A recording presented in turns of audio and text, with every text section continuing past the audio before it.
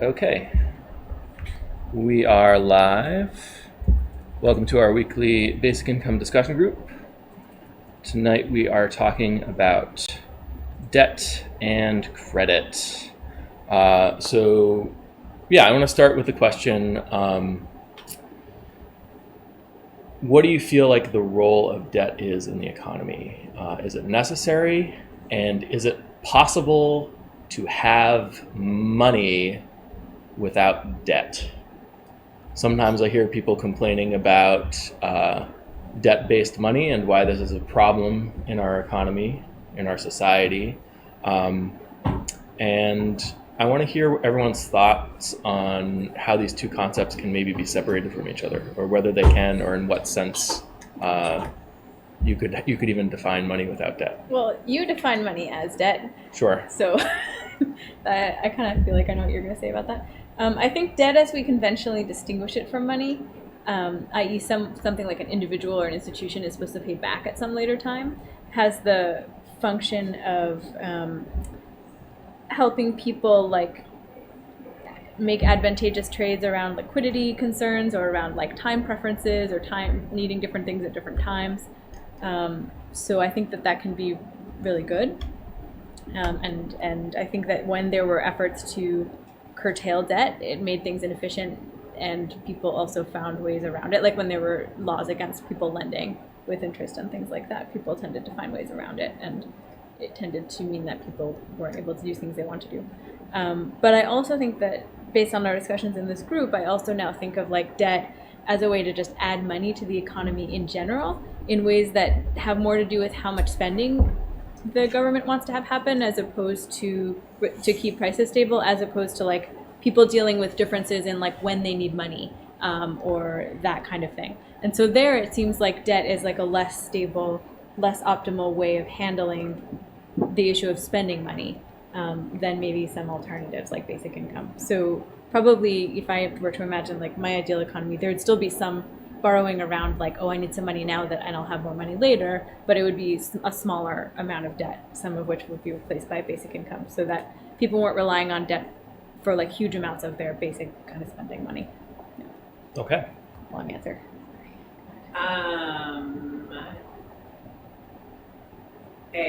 I definitely do not understand a lot of the sort of like monetary policy kind of stuff. And so they do like, oh, but like, what is the role of debt? And like, I have heard Alex talk about this a bunch, not as much as Bethany, but yeah. I don't really feel equipped to answer that question necessarily. Like, could you have money without debt?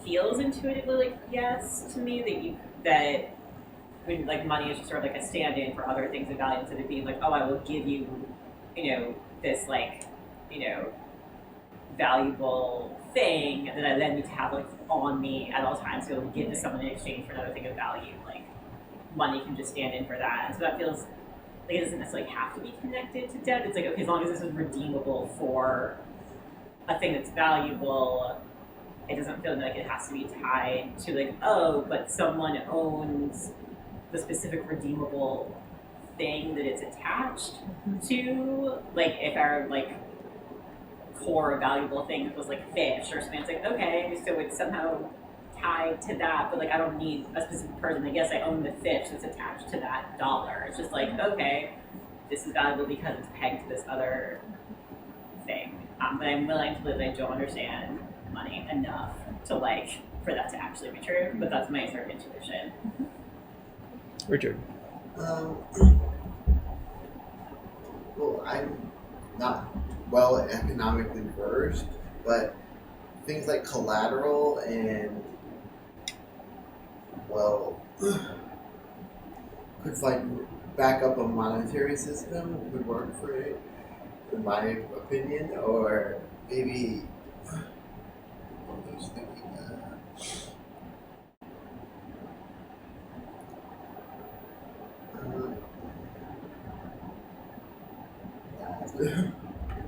Okay.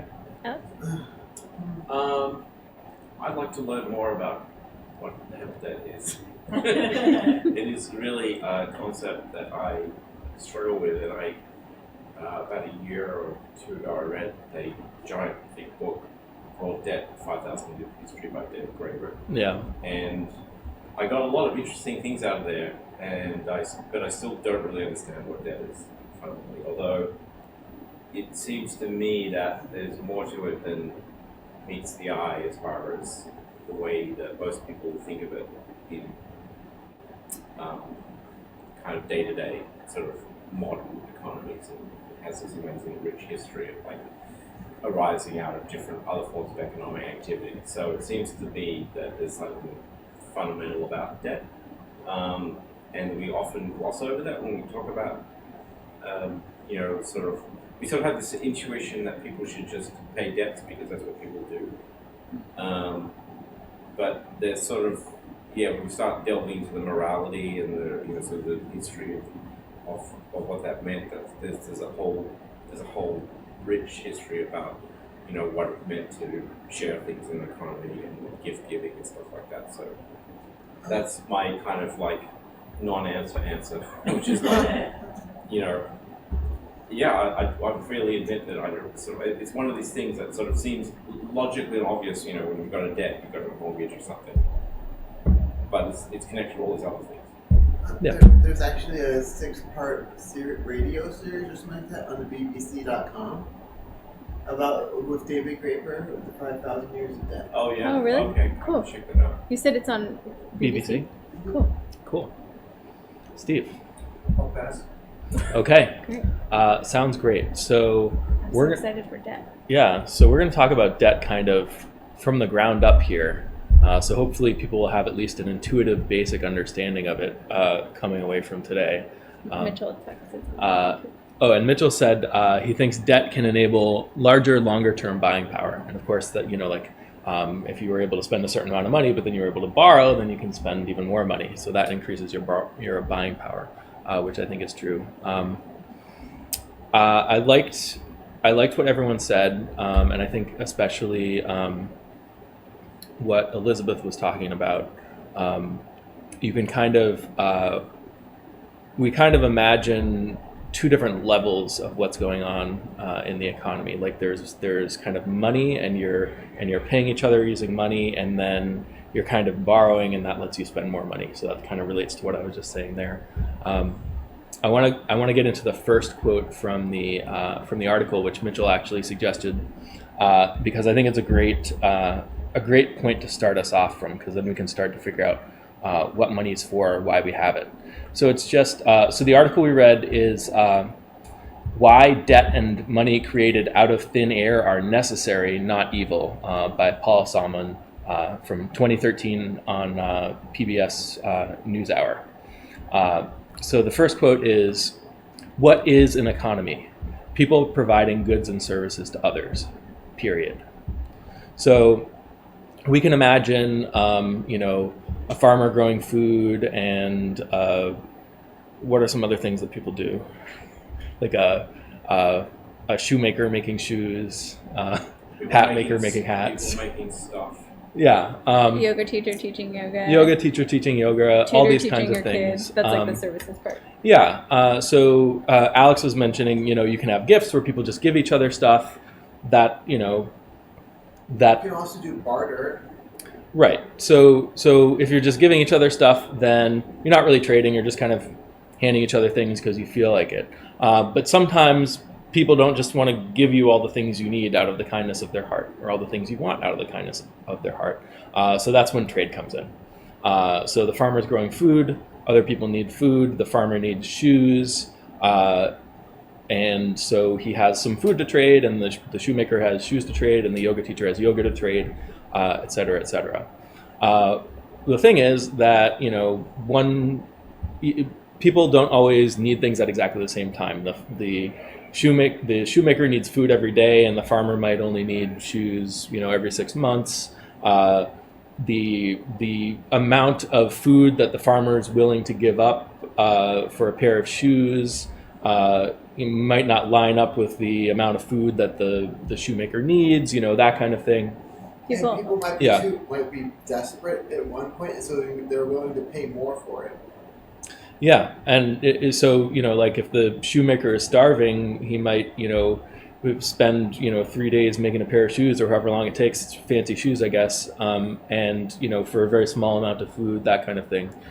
So there's all different kinds of things in play here, and the more different types of goods you have, and the more people involved, the more complicated it gets. So Richard suggested barter, and that's where you're just like going toward each other, going up to each other and saying, I have these goods, and like I'll trade you some of these goods for some of your goods over there, and it can get pretty messy pretty quickly. Actually, it's rather efficient. In a game I played, Path of Exile, where they actually have how much the Orb of Alchemy is worth versus a Chaos Orb and things like that. Yeah, but then it's not bartering anymore, because now you've got there's a system behind the scenes that's setting relative prices between different things. So, I mean, I guess it is barter in some sense. There's probably not that many goods though, right? Oh, there are tons of goods there. But most barter systems, but then you need to create that system. I Right. think So- one isn't like the shoemaker isn't intuitive, like yes, one shoe is worth 5 Right, rentals so- and a sheep. Right. Yeah, exactly. So if I'm selling, what did you call it, an orb of something? Orb of Alchemy. If I'm selling an orb of alchemy, if I'm the producer of an orb of alchemy, and then there's 5 million other You goods don't out. actually produce it; you find it. Well- By slaying monsters and things. Okay, you produce it by finding it, right? That's the resource that goes into producing it. You're putting labor into going out and searching for an orb of alchemy, and you might be saying, what is it worth to me to go out and search for an orb of alchemy? What kind of things should I be able to exchange this orb of alchemy for, right? So then in a pure barter economy, you're going to have to go through and set prices of each and every individual other good in the economy in terms of the orb of alchemy that you're buying. And it gets really complicated. So in the computer game, all that stuff kind of happens automatically, and people kind of like, oh, I know I want to go and get an orb of alchemy because maybe there's a specific thing I want to trade it for or something like that. But this is not like a full economy where people are thinking precisely about prices and stuff like that. And you could imagine. You can imagine that if people tried to do this barter thing at any large scale, and maybe this is even true in the game. There's hundreds of thousands of people playing the game. Right. They all use this similar website to find out how much things are worth. Right, exactly. So is there like a unit of anything, like say? There's like 24 things that you can peg it versus. Right. Right. So what you're doing is you're finding kind of commodities that everybody wants and everybody knows the value of, and then you're coordinating and deciding that that's your currency. So the true That's barter your is standard just like value. basically just every transaction is unique. Right. And two people, like, I've got this, you've got this, and you could do the same transaction 2 weeks later and it'd be different. Yeah. That's kind of like It's what- actually- like a true, like a quote unquote true barter system. So- Right. And it's all goods in terms of other goods. Nobody's saying like, oh, it turns out we all value sheep, so we're gonna think of everything in terms of sheep. Then it's not a barter economy anymore. Yeah, and historically, of course, like with any kind of, you're probably getting to this, but with any Yeah. kind of complex, even slightly complex economy, like people quickly start to think of something as a currency. It might be Right, shells, yeah. it might be cigarettes, it might be sheep, cows, Yes. whatever, but like it's a very natural tendency because otherwise Yeah. it's really hard to keep track. At no point in history have we had economies based on barter. Well, that's Except when like two different cultures are maybe meeting each other, Right. and they have different kinds of different economies, different currencies, and different languages, et cetera, Right. et cetera, and they each have like things that the other might want. Then That- you have like an isolated barter situation. That's the thing that I got out of that 5,000 years of history book, Yeah. which was basically that it's a myth. Sort of, I guess it's more of a sort of 101 that say, oh, well, you have barter, and then magically,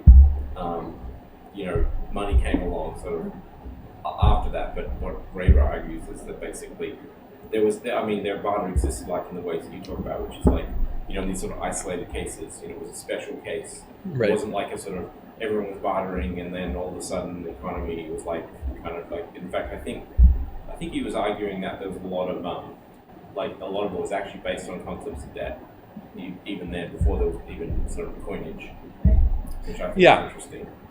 Yeah, I mean, I think that's right. And yeah, I mean, you can have the idea of money or a standard unit that everybody's thinking in terms of, even if you don't have coins or Right. or slips of paper or something like that. So I want to get back to kind of like the fundamental idea of what debt is.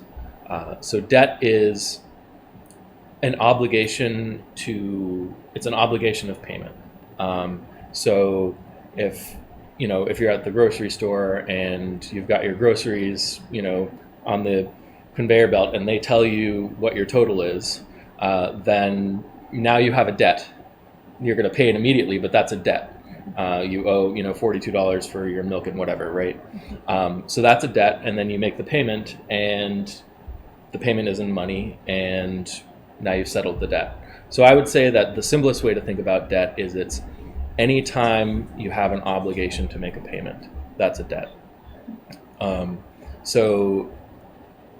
So the question, I guess, so one of the questions that then arises is, you heard Bethany say early on that money is debt. So what does that mean if money is the thing you're using to settle the debt? So I'll get into that in a second. But I just want to, emphasize that anytime anyone's making a trade, they're settling debts to each other. You can view kind of either side of the transaction as the payment. Like, say, Bethany's trading me shoes for a cow or something like that. I'm settling, we make the agreement that I give her a cow and she gives me shoes. I settle my debt by giving her the cow, and she settles her debt by giving me the shoes. Right. So that's like the simplest conception of debt, is just any time you have an obligation to make a payment. It's like a shadow transaction behind every what we think is a payment, is kind of, in a way, right? What you're saying. I mean, that's how Right. I hear it. It's like you can separate out the operations of making the agreement for the trade and then actually executing the trade. So when you make the agreement, there are debts that are incurred, and then when you execute the payment, the debts are settled. Oh, can you explain sales tax and VAT and how they affect trade or debt? I mean, any kind of tax is a payment you make to the government. So it's a debt you owe to the government, and you settle it by paying the tax. So that's true of any tax, not just a sales tax or that kind of thing. Yeah. Anyone have any thoughts so far? Yeah. I guess Bethany. a couple of my thoughts are just that, like, we think about things more as debt, or like we notice the debt more if there is like an asymmetry in time. So Right. like if you separate, like you gave me money for the groceries or whatever, and you give me the groceries, I give you money. If Right. you separate that in time, then that's what we like conventionally think of as like somebody having a debt, when it's like incurred over a longer period of time. So like if you gave me the groceries and I was going to pay you next week, then I'm Right. actually in the debt for a meaningful amount of time. Whereas I guess another way to put that is like if we settle it right away, it's not that much worth thinking about. I'm not really like in a state of debt for Instantaneous very debt. long. Yeah, it's like instantaneously destroyed debt. So Right. yeah. So when it's kind of a promise for a deferred payment, that's what we usually think Right. of as debt. And so when I was like talking about the value of it or whatever in the economy, like I was specifically thinking about like the delayed kinds. Like one of those kinds of trades, things Right. that make sense, where usually like somebody pays some kind of interest or some kind of extra benefit in order to like have a delay of payment. Yeah. Or if you can Yeah. say like, you could go to the store for me and I'll give you the money, some money to borrow, but Mhm. you have to go and buy me something while you're there, Mm-hmm. and then pay me back what I sold you or Right. borrowed. Yep. Like, Yeah, that's another way to do it. So I'm going to show you guys something. It's a tool for thinking about debt. Nice. You guys familiar at all with like balance sheet notation? Yeah, I'll draw some invisible lines. That would be really helpful. Yeah. Yeah. Because you're gonna be like in debt to the rest of us owing us information. Yeah. It's Let really me find the best pen. There we This go. red one with the dust The on red it. one's the best one. Yeah.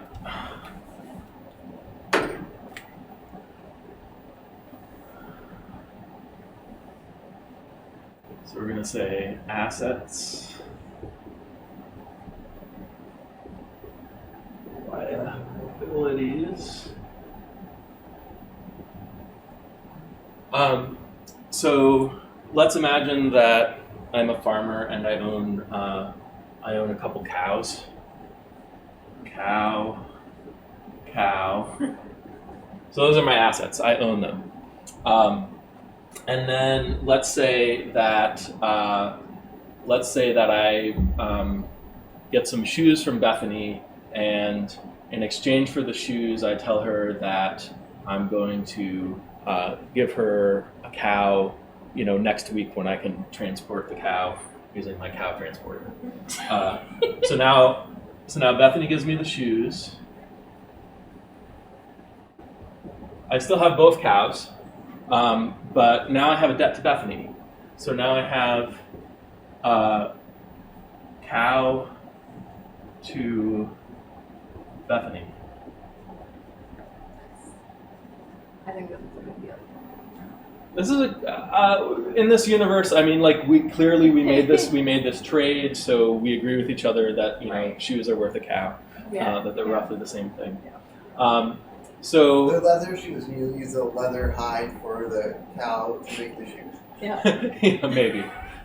I'm using But that you cow had some from leather my from a next- cow from before. Yeah, to give me the exactly. And shoes. now Yeah. I'm gonna make some more Right, shoes for the right. next cow. So now I have a debt on my balance sheet here, and if we look at, so this is me. If we look at Bethany's balance sheet, she lost some shoes,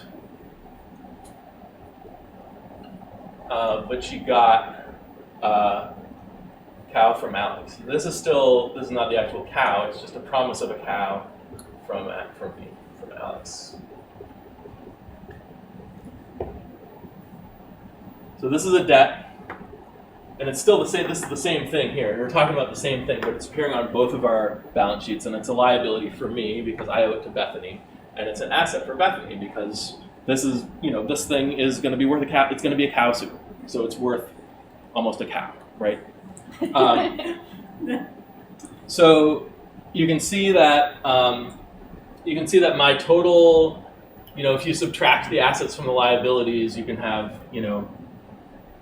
let's say over here, like this is your net worth, right? Is it cow and some shoes? So before the transaction, my net worth was two cows. Now my net worth is 2 cows, some shoes, minus the debt I owe, the cow I owe to Bethany. So when this is paid, now I get minus a cow here, and this gets crossed off, and this gets crossed off, and Bethany gets plus a cow, and now these two cancel out. So now I've got a cow and shoes, and Bethany has a cow. And this minus shoes came from shoes that she had before, so she would have had shoes and given them to me, so then these cancel out. And Bethany started with shoes and ended up, or actually, hold on. It should have been on the assets originally. It should have been on the assets, yeah. So shoes minus shoes. So the notation of plus and minus, that's the accounting notation of having assets and liability. That's Yeah, so I'm using the plus and the minus when we're making a change. So we're adding something to the balance sheet. And so you only get to cancel stuff out like once the debt is paid. Like you don't get to be like, so I owe this cow to Bethany, so it's no longer an asset. It's only no longer an asset when you've actually given the cow to Bethany. Yeah, that's right. I mean, you can still, like, you have the cow and then you have the cow to Bethany. So in your calculation of net worth, it's still as if the cow is gone. Okay, so even when you haven't yet paid Bethany, because wait, you were like, so once I pay Bethany, then my net worth is the canceled out, and so Yeah. so you were like, so my my net worth is like 2 cows and shoes, like minus a cow. And I was like, do you get to cancel out before you pay the debt? Yeah, you're gonna cancel out when you pay the debt. So when the debt was incurred, that expanded. So I got the shoes, but I also incurred the debt to Bethany. So my total net worth stayed the same, but my assets and liabilities both grew. So my balance sheet expanded. Is how they talk about it. Okay. Yeah. Okay, so that's why it doesn't cancel out until you pay the debt. So because right. they're both hanging out on the balance sheet. And you definitely and you usually want to line it up so that your liabilities and assets kind of balance each other. That's why they call it a balance sheet. Yeah. So you might have a lot of assets but they correspond with a lot of liabilities. So you wouldn't want to be like, oh, I have like a cow, and then like list like a bunch of sheep and goats, and then put your like cow liability down at the bottom, because then it gets confusing. Like, is that what you mean, or just that you literally want them to line up? I mean, you want them to balance with each other, and yeah, it's definitely convenient to have like the cow next to the cow to Bethany. And I know I crossed out this one, but it might have been more intuitive for me to cross out the one that was directly across from her. Right. So the reason to have it do it this way rather than just kind of instantaneously cancel it out is because some of the transactions the payments haven't been made. Right. What if I fail to deliver the cow to Bethany? Now I still have that liability, and she still has the debt from me, but maybe it's not worth as much anymore because I'm not making the payment, right? So when you hear about people defaulting on debts, that's when Bethany never gets her cow. So this she has to cross it off without actually getting the cow, and that's called writing off debt. Oh, okay. Yeah. Or she can hire an enforcer to go and rough you up to pay it back. She could do that, but maybe I don't have a cow. I mean, so this is like now kind of like some of the verbiage you hear in like movies like Big Short, where they talk about balance sheets and like and that makes more sense because they really talk about these. Yeah. Okay, yeah, so that's why you can't actually cancel it. Because I was like, but you don't really have a cow because it's promised to Bethany, like it shouldn't be on your asset sheet. But yeah, if you were just to be like, well, like F you, Bethany, I'm not giving you the cow, you would still have, right? Yeah, and what might end up happening is that I make the promise to Bethany, and I don't have the cow yet because the cow depends on someone else's debt to me. Right, or maybe Someone else I owes me a sell cow. his debt instead of actually ever getting the cow, and he gives Right, it to like maybe someone else. Bethany never wanted the cow, but she wanted to be able to sell a cow. Yeah. So instead of selling the cow, she sells. Really needs a cow, and Right. So she sells the cow from Alex's debt, and now she goes to you, and you have a piece of paper that says cow from Alex, and now when you come to me with that paper, I'm like, oh, I guess you have that now, so here's your cow. Yeah.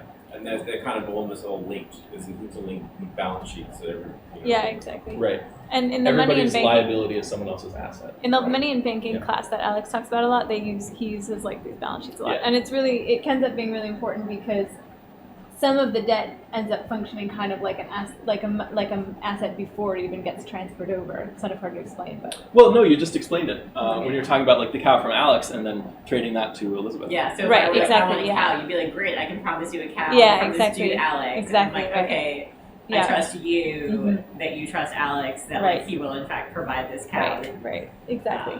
But then those interconnected debt obligations that he's talking about, that can get really Right. complicated. So that's part of what we mean when we say like it can get fragile. Like if Alex doesn't pay me, then like you don't get your cow, and then like Yeah. if so you were there's- like yeah, so depending there's, on like, that, some- yeah, So exactly. then it's like, oh well, and then like I like bought blueberries from someone else. Oh, so Right. I'll pay you a cow. Yeah, exactly. And they were like, cool, I bought a house. Somebody give them a cow, and then you Right. have like 18 people who were like, so I need the cow. And Alex is like, exactly. I'm sorry, the cow died. Right. I don't really have a cow. Yeah, exactly. And then everything crashes. Yeah. Cow prices Yeah. crash.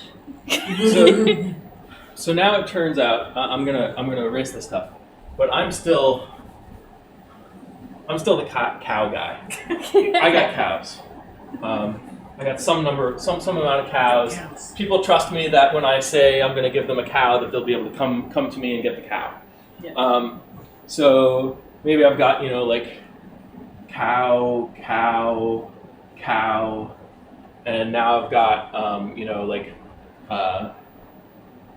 what are we going to call it? I guess IOU cow, IOU cow, IOU cow, IOU cow. And there are a bunch of people who have these IOUs out there. Most of them don't want cows, but some of them do. But most of them are just happy to trade these IOUs for cows with each other because they can kind of say Bethany has 3 of them or something like that, because she knows it's worth a cow, and maybe you can divide them up into 4 pieces, so each one is an IOU for a quarter of a cow. If you collect 4 of them, you can come to me and get a cow, that kind of thing. Is that a collateralized cow obligation or cow securitization or something? Yeah, it's kind of like it's the a cow. it's a promise to deliver a cow. It's not explicitly collateralized. In order for it to be explicitly collateralized, there would have to be something that that the other side is holding to kind of Like guarantee the escrow payment for a house? of the cow. Yeah.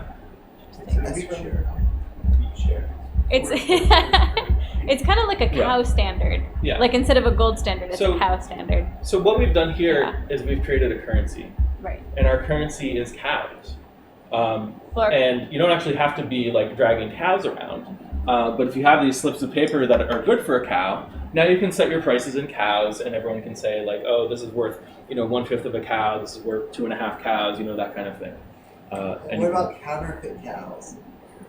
yeah, I mean, so that's an issue. So you have to verify that the liabilities are actually liabilities that are issued by the person there said. So that said they're issuing them. So I mean, like, you do have to deal with all that kind of stuff. But this is like a basic kind of cow standard currency system, and no actual exchanging of cows needs to take place here.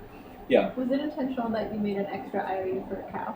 Yeah, I wanted to show that You can expand beyond. yeah, and as long as each person trusts that when they bring the IOU to me, they can get their cow, that's fine. And if they have observed, people's patterns of behavior and such, and they know that, only a small number of these IOUs are ever claimed in a given period of time, they're not worried that there's gonna be a problem there. You run into a problem when there's a run on cows and everybody's There's a worried run on the cow. that I don't Yeah, that I It's don't just have. the kind of thing that the SEC is like trying to get out of organizations or Yeah. trading companies. It's about when they talk about the balance sheets, they're talking about things like this, right? Yeah. Like a And- list of their assets and liabilities. Yeah. And interesting fact, the word capital and the word cattle come from the same Latin root, which is the word for head.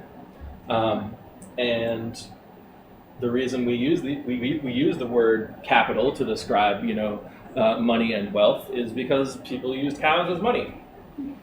That's kind of what it is. So that's what capitalism is really cowism. Yeah. Smash cowism. Yeah. So now we have money, and what makes a particular kind of debt money is that everybody trusts the person who's making the promise. So everybody trusts that if you come to me with one of these IOUCs, you're going to be able to get a cow. Otherwise, Bethany couldn't go to Elizabeth and say, "Here's this IOUC from Alex." She'd be like, "Who's Alex?" Right? So it's not really money yet until you've got this trusted entity, and the liabilities that they issue are kind of understood to have value by everyone. Everyone knows it's good. So what I am here is I am a bank.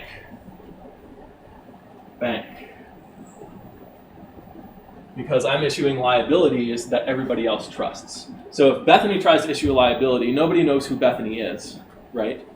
But if she has a relationship with me, the bank, she can come to me and say, "You know what, bank? We have a relationship. I'm your client, and I'm good for shoes. So I will give you some IOU shoes, and you give me some IOU cows." And now Bethany has a liability that she can trade to other people and use as money. So this is the role of banks. They act as kind of intermediaries between people who don't trust each other. They're like centers of trust. So like a mortgage is basically like what you just described with me and my shoes. Right. A mortgage is like what I described with you and your shoes. Or like if I get a loan from a bank for whatever reason. Yeah, you're making a promise to the bank, and then the bank is making a promise to you. So something Perry Merling likes to say from the Money and Banking course is that all banking is a swap of IOUs. So you take out a loan from the bank, that means you're saying to the bank, "I owe you $50,000 in 5 years," and the bank is saying to you, "I owe you $50,000 right now." That's what these deposits are. They're IOUs for the $50,000. You can claim them on demand. It's a difference in kind of time scale. So the bank is not going to be able to get the debt from you until later. So that means you're going to pay the bank for that privilege of having of being able to withdraw that money immediately and being able to use that to make payments to other people. Because you can't make payments to a bunch of other businesses with just like little IOU notes. signed by you. But that's what you do when you're going to the bank. You're saying, I've got this IOU, and you trust me because you've checked my credit and all of that. And now I'm getting these IOUs from you, which I'm basically using as money, which are bank deposits. People following that? Mm-hmm. So when we talk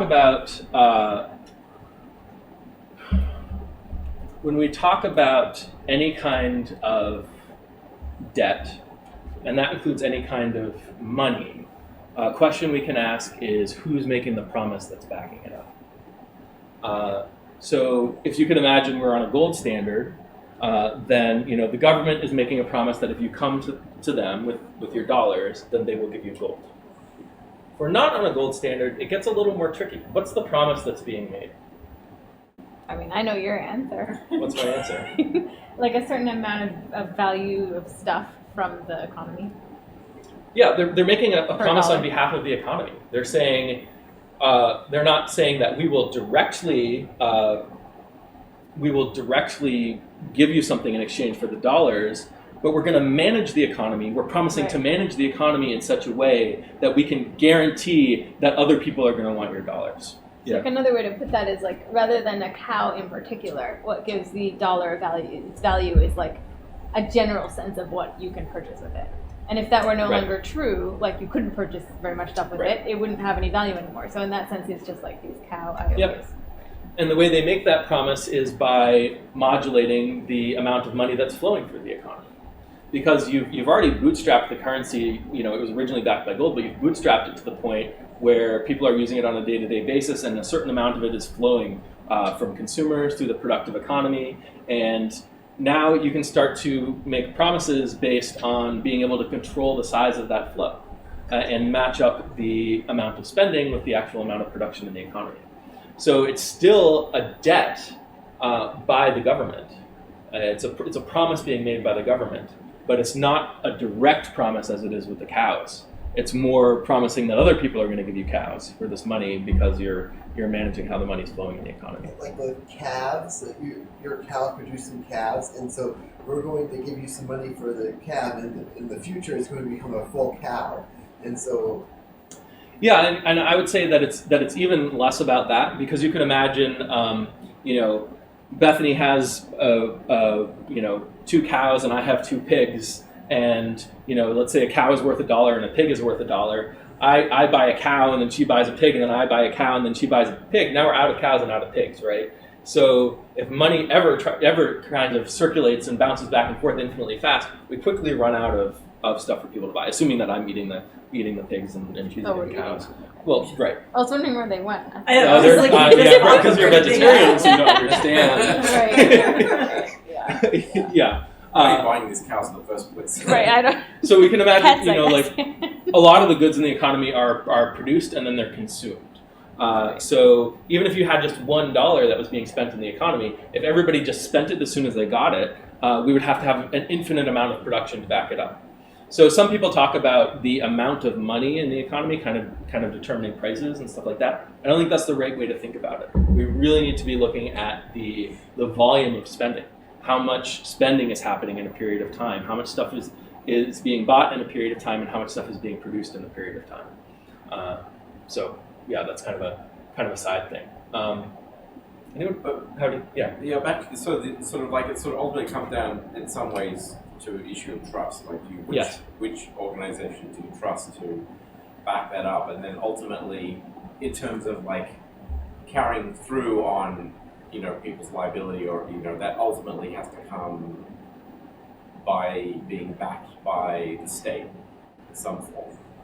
Yeah. And that then gets into the issue of like whether the state, the state having like a monopoly on violence, or like having a monopoly to be able to sort of send the bailiffs out and put you in jail and stuff like that. Well, so there's sort of like there's some of that. There has to be some degree of like enforcement of those contracts.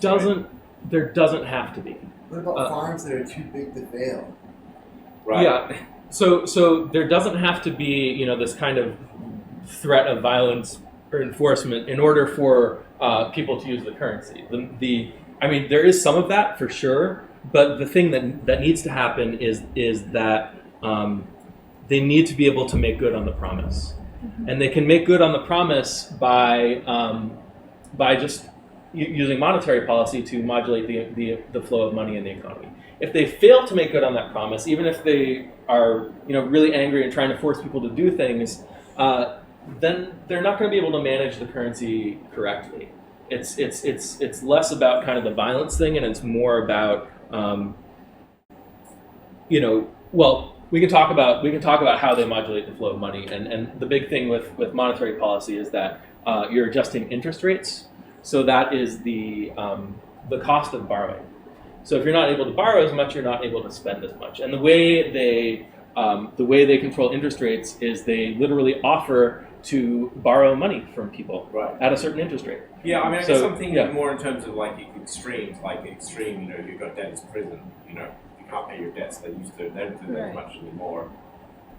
Or like if they have these extreme cases where people haven't, like I was reading a case in Florida where someone hadn't paid their student loans and they literally sent in like the marshal. I think in theory you could have milder consequences. Like in theory, for example, the bank could just if the bank can assess, for example, who's likely to pay and who's not, then the consequence could just be like you don't get the money in the first place, or if you don't pay, you don't get money in the future. More like those kinds of, I think in theory, those kinds of consequences can also create credit. Yeah, I mean, that has to be true, because most people are not thinking like, oh, I don't want to default on my loan because I don't want someone to come and beat me up. Right. So if people aren't thinking about like a threat of violence as a motivator, then it can't possibly be necessary. Yeah. And it's actually not necessary. It's more in the extreme cases, when there's when you get like these kind of situations where there's so much debt or nobody can pay. I mean, it's a thing that happens, but as someone who is deeply opposed to the carceral punitive state, I'm going to assert that you do not need it, but there are other ways that you can do it, even extreme cases. And I want to go further to say that in order for the government to make good on its debts, in order for it to make sure that the currency is worth something, that does not depend on each person in the economy making good on their debts to each other. So that's kind of like a separate I'm not making the claims is a good thing. But I think he's saying it's two different. It's two different kinds of. I'm saying it's two different things. There's the debt owed by the government, like the credit backing up the currency itself, and then there's the debts that people owe to each other. And you could have one without the other. Theoretically, even if people are screwing over each other, the government can still make good on their debt. It doesn't depend on lending in the economy between individuals might break down. In theory, if you couldn't somehow figure out who was creditworthy or whatever, people never paid it back, then people would stop lending to each other. But the government could still have a viable currency and a viable economy. Does that make sense? And the reason they try to enforce in private debts between individuals is just for order and rule of law and that kind of stuff. Probably there's some economic efficiency in that too. Usually, I mean, that's kind of like a very, very specific thing. Usually if everybody's defaulting in the economy or something like that, instead of going in and punishing the people who are defaulting, they ease up on monetary policy, make it easier for people to get money. So now it's cheaper for you to borrow money, so you can borrow money cheaply to pay back your debts that you owe now that maybe have a high interest, that kind of thing. Well, I'm sort of thinking of very predatory industries like the payday loan industry and some of these for-profit colleges that were really basically just a way of people got into huge amounts of debt. And they would send the bailiffs around. How do you? I don't know. I know it's a little bit of a tangent, but it makes me think that if you're talking about, I don't know, maybe it's a different kind of debt to that's a debt between a big organization and an individual, not between the government or the Fed or something. Right. Yeah. How is that?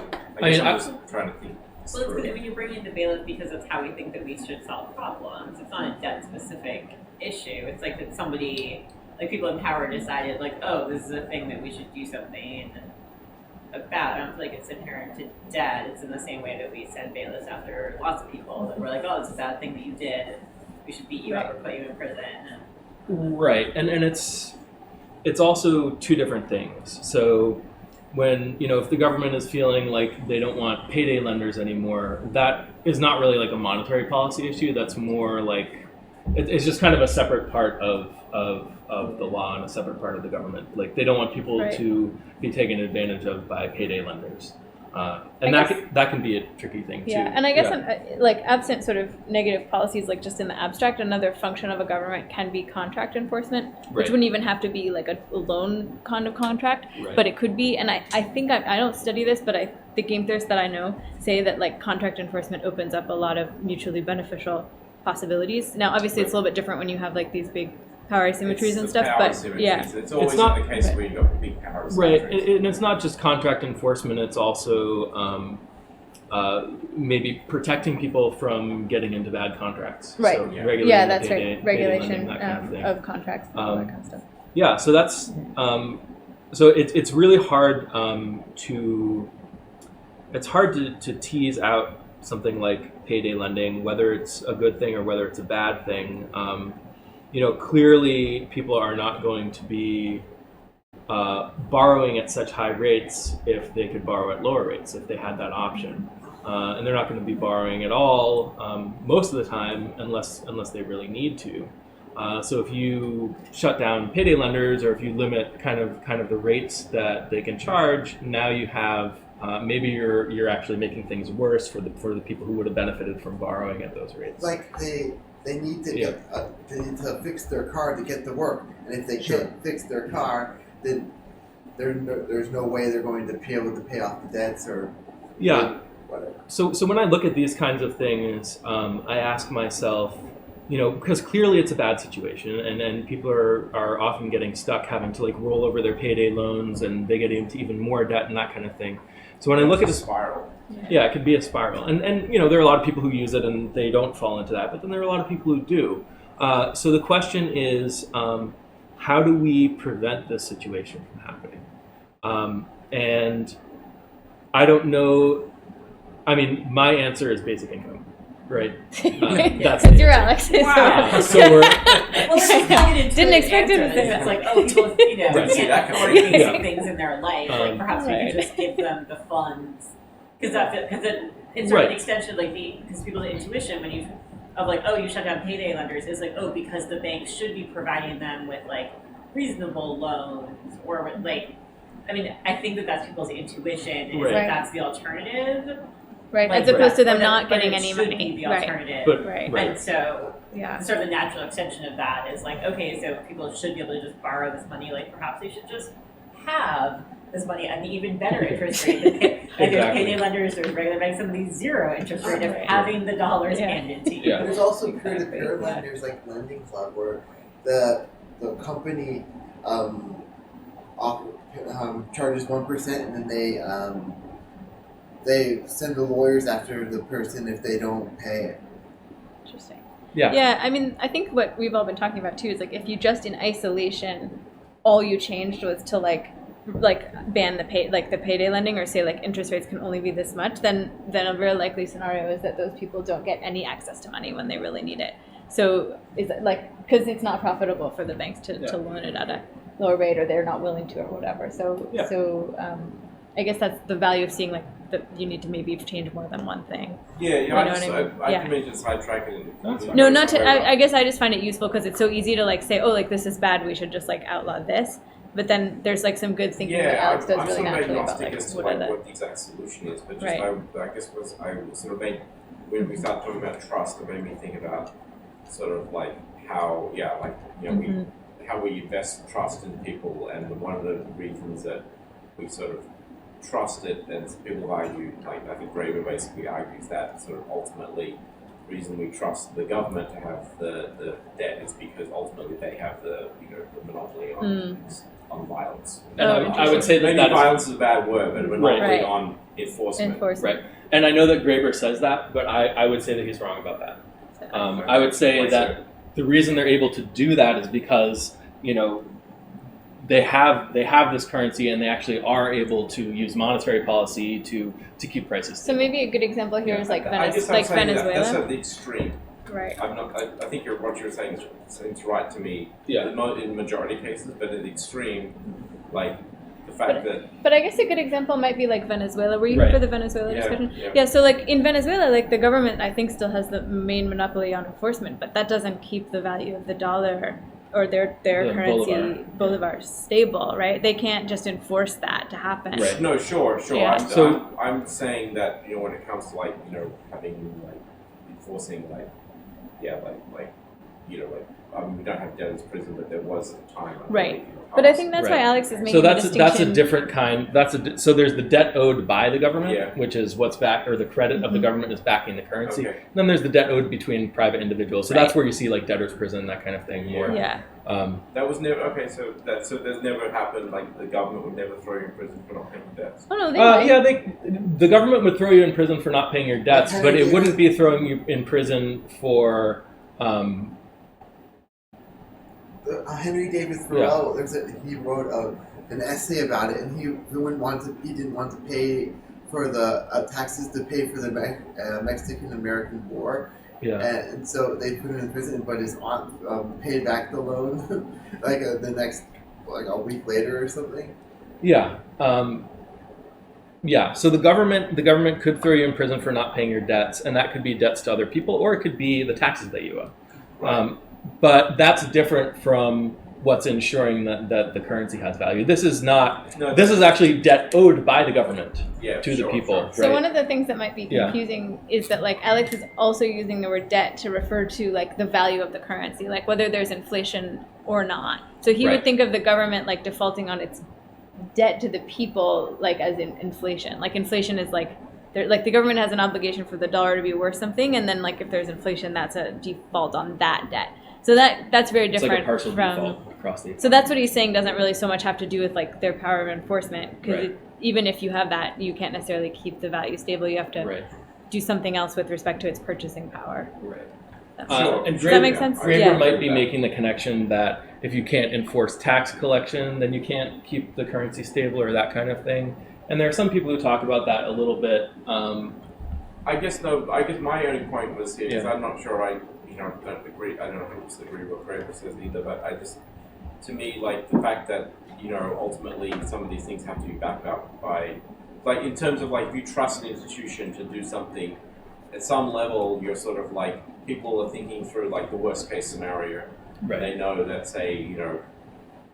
if they know that like it's the Federal Reserve is backed by the government, then implicit in that at some level, even if it's like never thought about this way, is that the government has more power than something else. So That's what I'm trying to say. I see what you're saying. If they're worried that the government's going to get overthrown, then who's going to run the monetary policy? Yeah. I guess that's in one way. Yeah, that's another way to rephrase it. So Exactly. yeah, we saw this actually during the Civil War, because yeah. the South issued their own currency, and Right. every time news came in that they were losing, the Confederate currency would go down in value, or if Oh. news came in that they Right. won a great battle or something like that, then the Right. value of the currency Oh, would wow. go up, Okay. and so they actually have like a direct Okay. comparison, and they could compare like the Union currency with the Confederate currency and all of that stuff. Huh. So what you're saying is right, that the government is not going to be able to keep its promise if it's dead, if it no longer exists, right? Right. Right. And there were actually cotton bonds that were issued by the South during the Civil War, and even after the Civil War ended, there were a lot of people in Europe who owned these bonds, and there was still like a market for them, and they were hoping that people would. I actually heard about this on a podcast recently, so.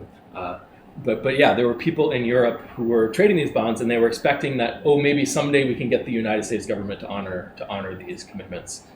That never happened, but there was a market for them for So they 20 years after the They Civil War slowly ended. went down in Yeah. not so slowly went down in value. Yeah. But you're right. It does depend on the government being able to stay a government. And then Right. just in terms of like just when you think about trusting institutions, that's Yeah. sort of like behind the scenes is kind of like, even if it's never articulated or operated upon, Yeah. there's a sort of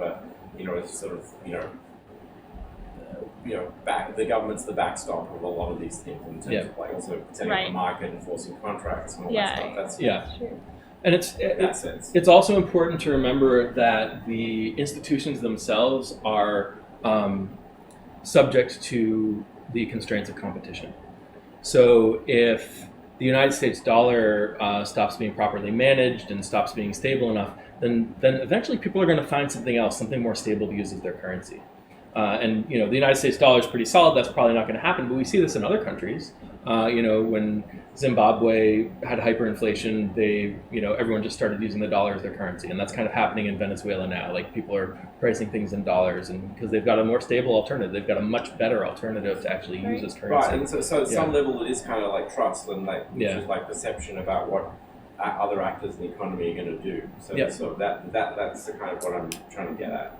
Yeah, and it's not just like trust and blind belief. You're actually looking at the United States and saying, oh well, when they see inflationary pressure, they raise interest rates. So people borrow less money. They're actually keeping prices in check. So the trust is in some ways self-reinforcing, but it also depends on the institutions doing the right thing, having the right policies. Yeah. So how do people feel about debt? Do they feel any less confused than when we came in, or? So debt is a promise. The word credit, interestingly enough, comes from the Latin word for belief. So, shouldn't credit cards be what debit cards? According to where we're following the logic here. Yeah. So we haven't talked that much about credit. Credit is talked about a little bit differently by different people. Some people talk about the level of credit in the economy just being the amount of debt that's created in a period of time. So like the first derivative of debt, how much debt is being created, that kind of thing. I think of credit as the capacity to take on debt. So if you have, a certain amount of, if you have like a line of credit with a bank for a certain amount, that line of credit is how much you're able to borrow. You might not be borrowing it right now, but you might even say, the credit is here on your asset side, and then you can, or you'd have like available credit.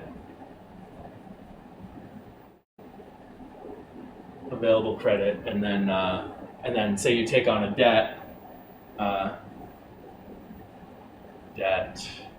and now your available credit is gone, but it's tied up in,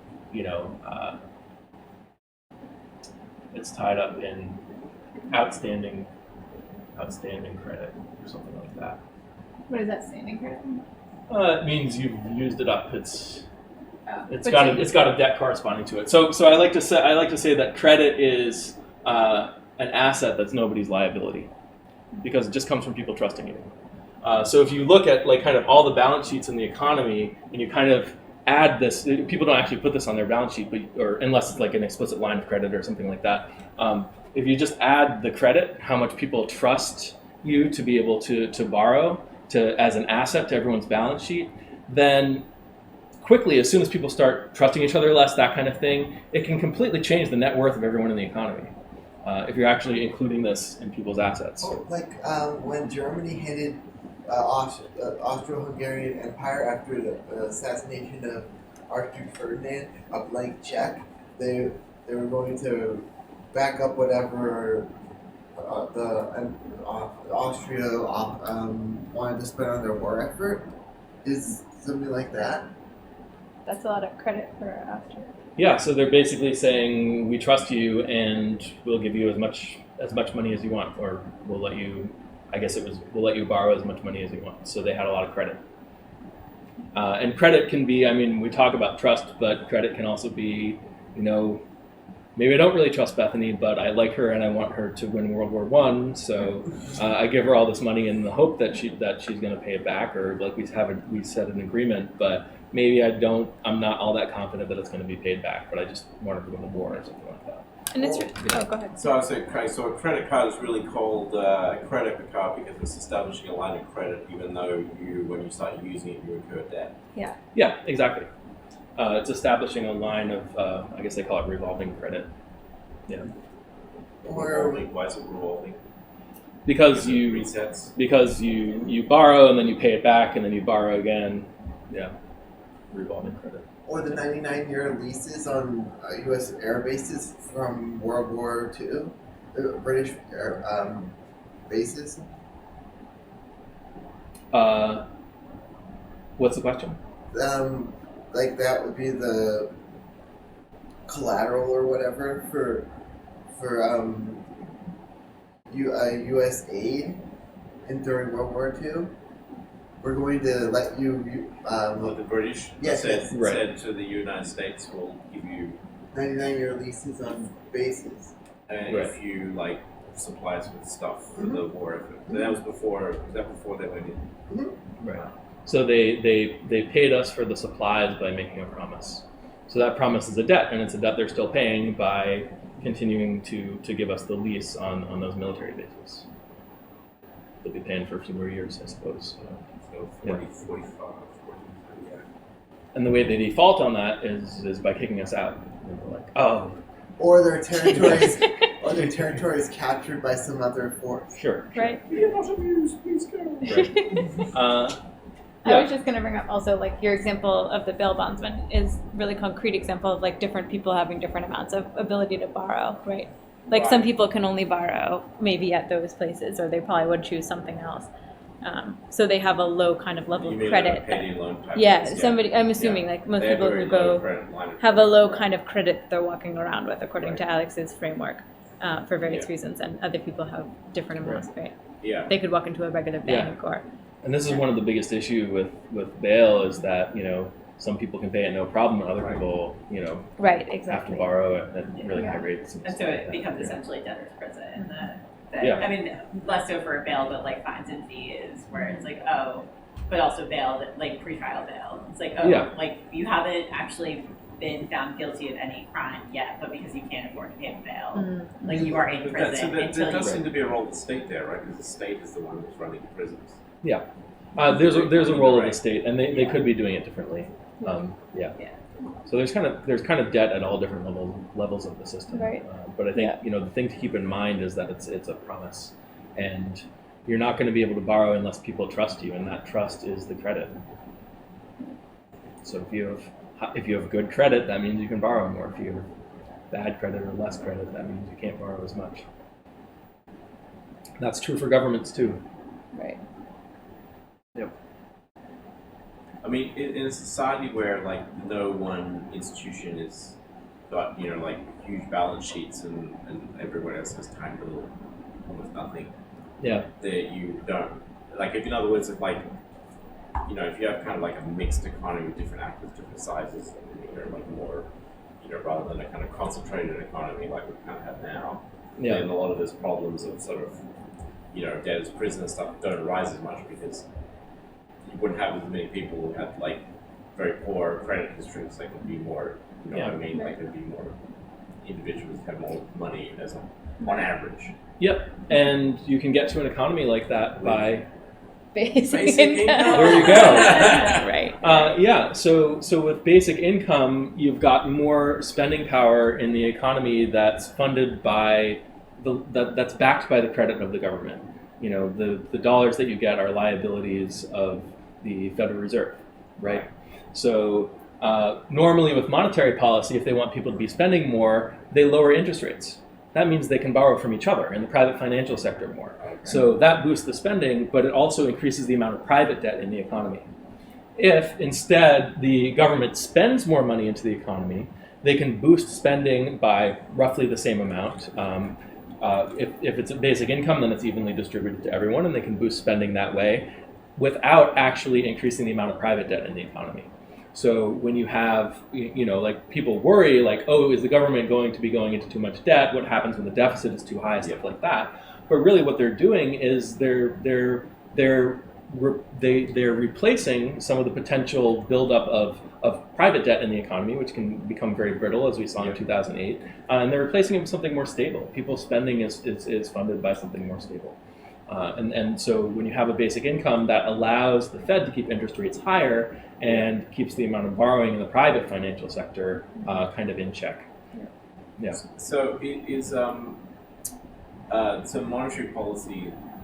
Just remind me that that's where the government is basically changing the interest rates or doing sort of things in terms of remind me how that differs from like fiscal policy. You always get those two. So fiscal policy is taxing and spending, Okay. and then monetary policy is the government saying, technically the central bank saying, we're going to make it so you can lend to the government at a certain rate. Right. And depending on how they set that rate, it makes it, less profitable to lend to people in the economy at rates lower than that. Okay. Yeah. Yep. Another thing about that we've talked a lot about is like a lot of people just never see that extra money. Like they just can't borrow it, like kind of like we've been talking about. Right. So this is the classic banker's paradox. The people who are able to borrow are usually the ones who already have money, because those are the people you can trust to pay you back. Yeah. Because they have money, right? Yeah, right. So then what ends up happening is that when monetary policy is more expansionary, or when they're lowering interest rates, that means the people who have money are able to spend more money, and it doesn't necessarily help the people who don't have any credit, aren't really able to borrow anyway. Basic income, of course, that's not the case, and it allows more consumers to be spending instead of a small group of consumers being able to spend more. And that allows the economy to produce more instead of just raising prices on the things it's already producing. So, and the question just came out, it's only a little bit tangential to the debt conversation, although it did come up just the other day, and I was like, I don't have a really good answer for this. Yeah. Always good, which is, doesn't basic income just increase the floor on everything? In terms of, and I was thinking, well, we talk a lot about inflation, Yeah. but that's always the concern, like how do rent, landlords go, oh, everyone's got $1,000 a month if Andrew Yang gets, let's say Andrew Yang gets elected president and everyone starts getting their $1,000 check, landlords are going to go, they've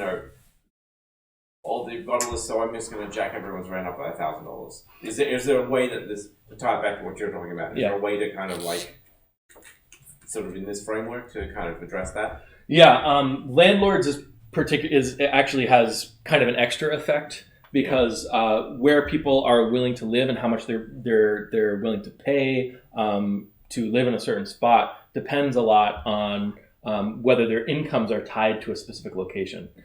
So this is kind of not really an answer to your question, but it's the more direct answer to the landlords raising rent question.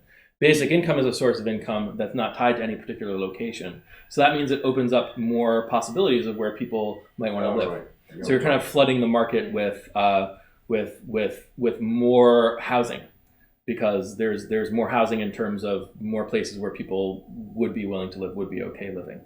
So that would actually bring down prices on housing. It would lower rents, because the landlords can't just say, oh, you have $1,000 more, I'm going to raise the rent. They can't do that if people aren't willing to pay more. And the amount that people are willing to pay for rent is going to go down under a basic income, because they'll have more options on where to live. So that's specific to rents and housing prices. But if you look at general prices it could be like where with like utilities in Massachusetts, you can only increase the utility bills by like 5% per year or something like that. Or there could be like rent control as well. Yeah. So yeah, what you're talking about is rent control. Rent control is tricky because now you're moving the price away from the market price. So if you're keeping prices lower for the properties that are under rent control, now that raises prices for everyone else, because there are fewer homes available at market price. And even if you had rent control on everything, that would mean that people would just stay in their homes, and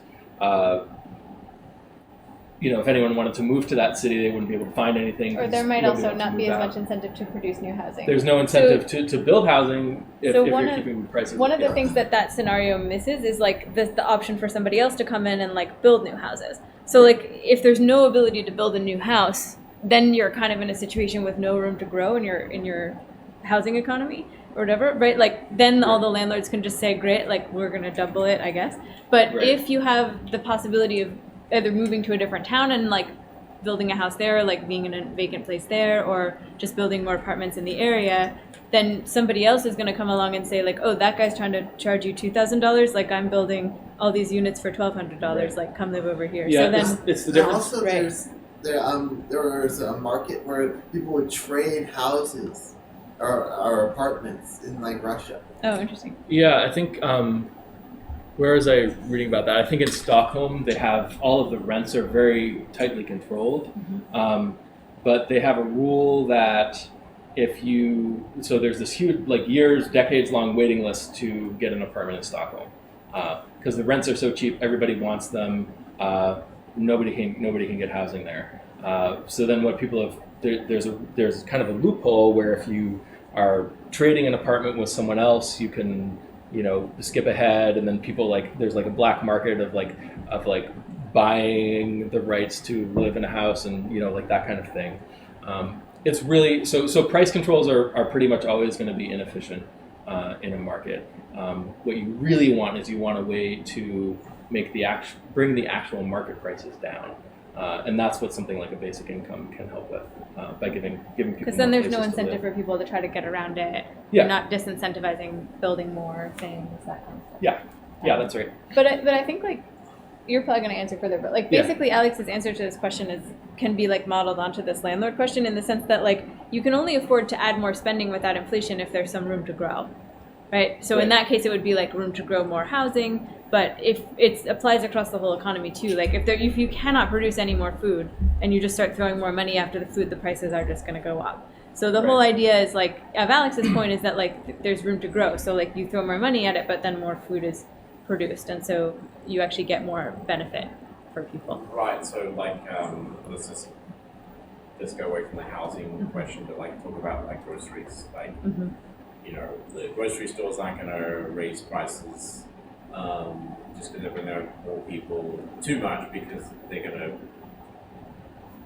be getting more.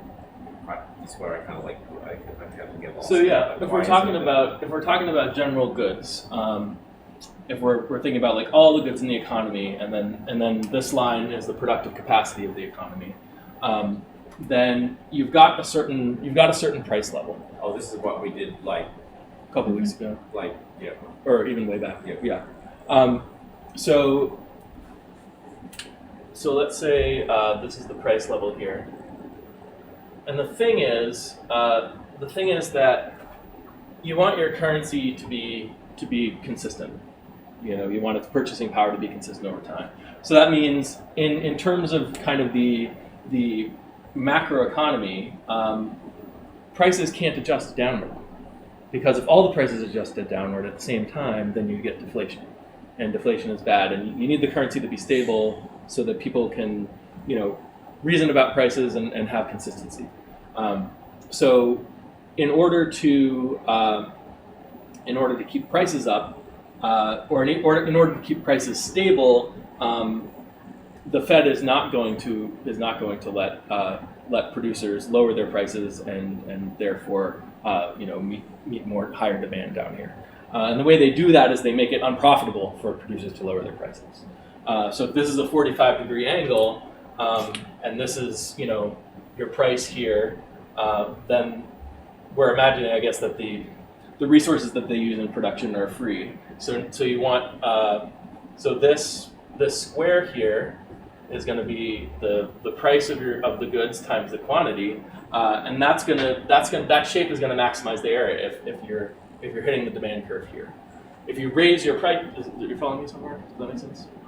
If you're the producers and you raise your prices, up to here, now you're charging everybody more, but your total profit is going to be less because it's going to be this rectangle. If you lower your prices, same problem. You've got this rectangle now, right? So the idea with the Fed is that they want to make it profitable for producers on average to keep prices where they are, and that has to do with the slope of the demand curve. Now the thing is, if you're the Fed, if you're monetary policy, then you've really only got one tool in your toolbox. Actually, they have a lot of different tools, but they all kind of affect interest rates and financial markets and borrowing in the economy. So if you're worried, if you're in a situation where the production was like that and the demand was like that, and then the demand curve goes like this. Now you've got a new most profitable price level, which is down here because that's the new square, right? If you're the Fed, you don't want that to happen. You don't want the price level to go down. So what you do is you increase the amount of borrowing in the economy. That actually steepens the demand curve. So now you have something like that. So now this rectangle, or let's actually do it so it crosses here. So now this rectangle is the most profitable rectangle because you've got a curve that's greater than 4,500 degrees. So what you've done is you've kept prices up even though the amount of production has gone down. So that's how the Fed keeps prices up. But that means there's extra productive capacity in the economy that's going unused because your previous quantity was here. You had the capacity to do that, and now it's down here. So with basic income, with a flatter distribution of incomes to people, you can boost the level of production in the economy so that the most profitable price corresponds with the quantity that's at the full productive capacity of the economy. So now your price level has stayed exactly the same, but your economy is producing more. And so that's why, like, it wouldn't, if you got the basic income, it wouldn't necessarily push the prices. There'd be no point in raising the prices. Right. Anymore. I would say not only would the basic lose profit. Yeah. Yeah, exactly. That's exactly right. And I would say not only would the basic income not raise prices, but this is exactly how you figure out what the optimal level of basic income is. It's the highest level of basic income you can get that activates the full productive capacity of the economy such that if you push the basic income any higher, it would cause inflation. So this is how you determine what level of basic income is appropriate for your economy. It's the level at which any more would cause inflation. So if you're determining your basic income level using this approach, then it's never going to cause inflation because that's exactly the point where you stop. As far as Andrew Yang's basic income goes, it's very small. It's only $1,000 a month. There might be some people who argue out there that $1,000 a month basic income will push consumer spending beyond the productive capacity of the economy. But I don't think that's right. I mean, I don't know what the optimal level of basic income is, but I think it's well above $1,000 a month. My intuition is to it would be. Yeah. Alex, if an economy is at near full employment, does that mean that it does not have more capacity? When you mean full employment in terms of labor? Yeah.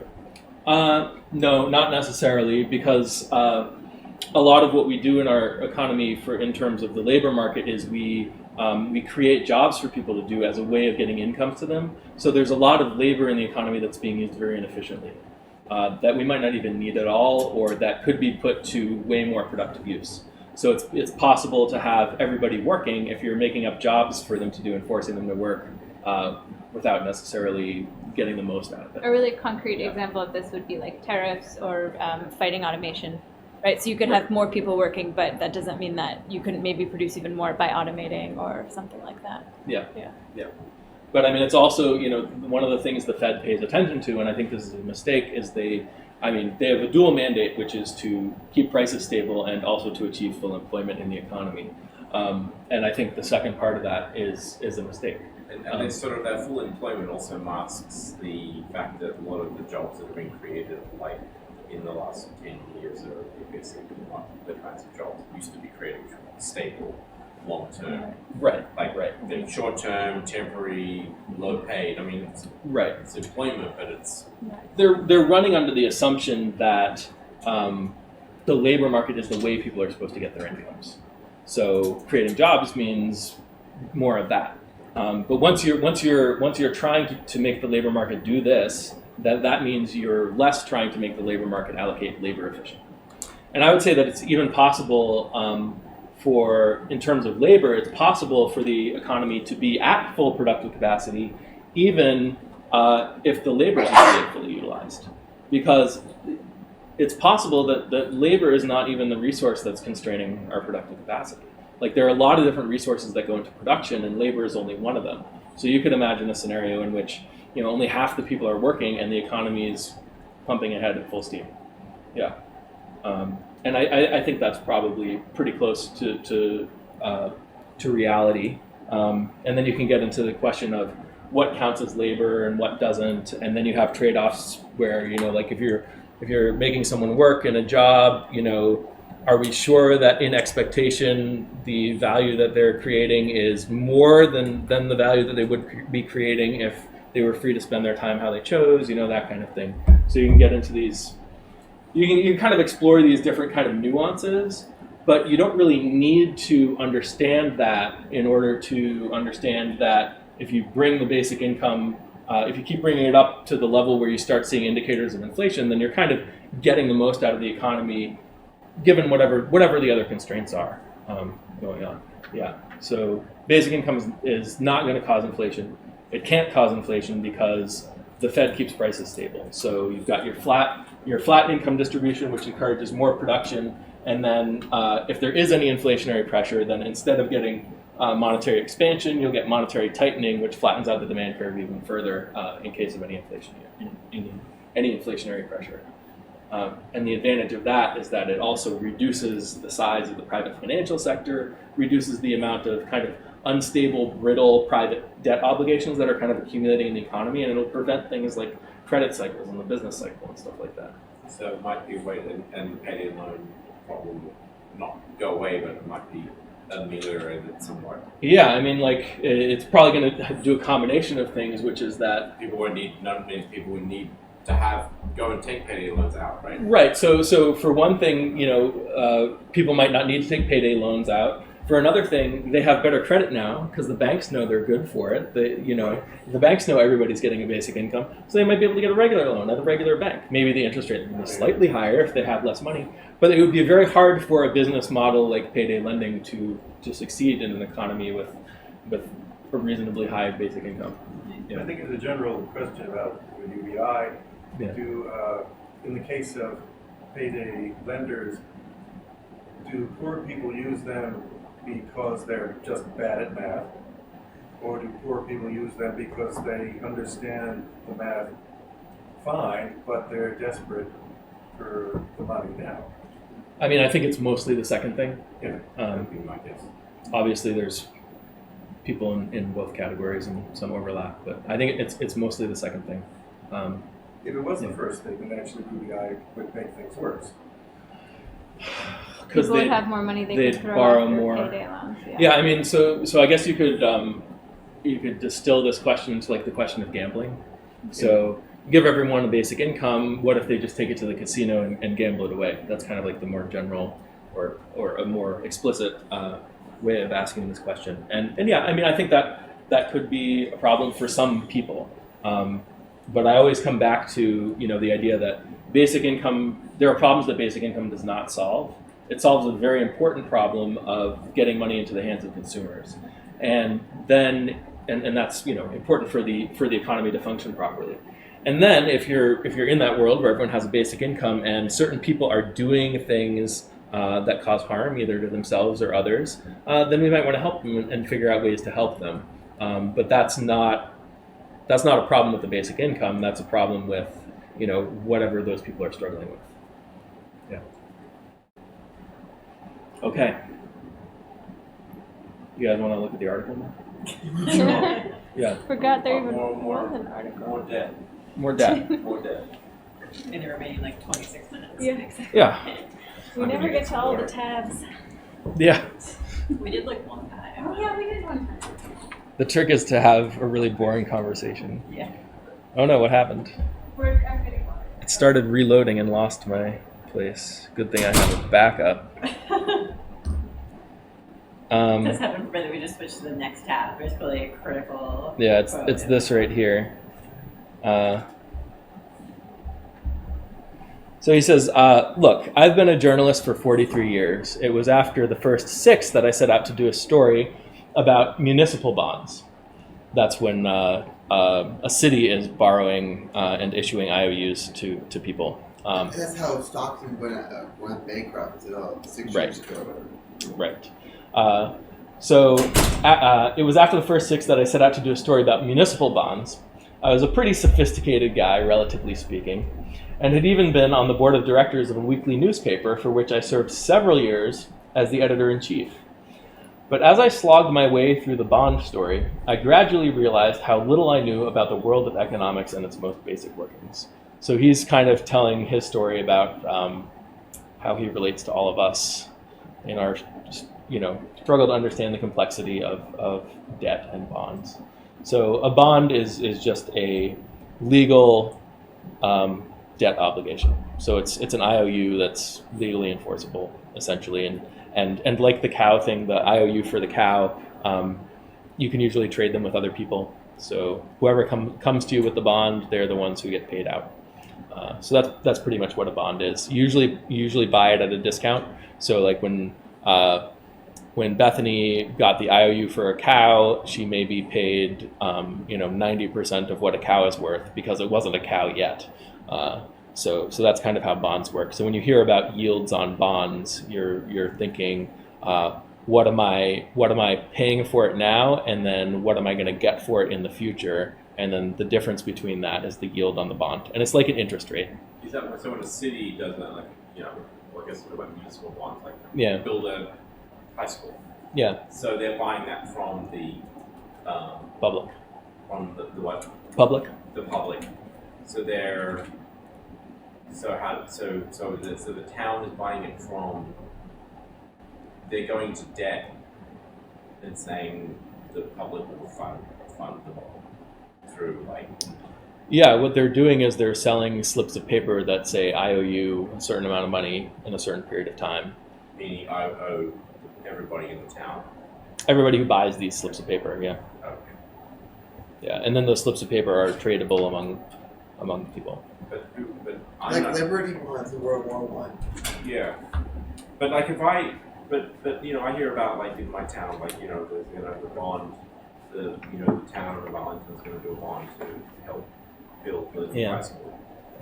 I'm not personally as a resident or owner, I'm not personally buying something. So who is actually buying the bond? Is the town buying the bond? The town is selling the bond. Oh, the town is selling the bond to whoever wants to buy it. So it could be you if you wanted to.